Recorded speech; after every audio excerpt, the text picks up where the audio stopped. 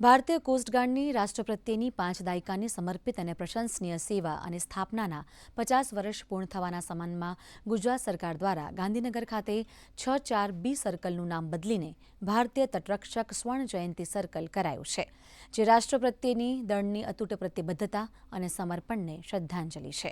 આ સર્કલનું ઉદ્ઘાટન આજે ગુજરાતના નાયબ મુખ્યમંત્રી હર્ષ સંઘવી દ્વારા inspector general Chekur Shashikumar TM, commander ભારતીય કોસ્ટગાર્ડ ક્ષેત્ર ઉત્તર પશ્ચિમ, ભારતીય કોસ્ટગાર્ડના વેટરન્સ અને અધિકારીઓ સહિતની હાજરીમાં કરાયું હતું, જે આઈસીજી અને ગુજરાત રાજ્ય વચ્ચેના સ્થાયી સંબંધમાં એક મહત્વપૂર્ણ સીમાચિહ્નરૂપ છે.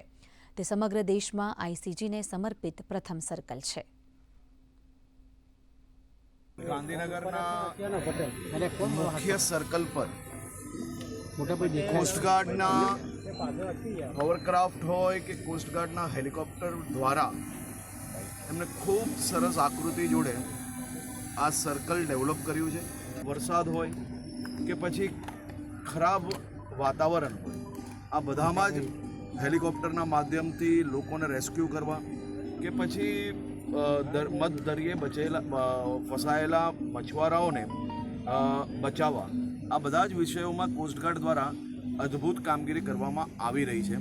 હું કોસ્ટગાર્ડની આખી ટીમને રાજ્યના સૌ નાગરિકો વતી ખૂબ ખૂબ આભાર માનું છું.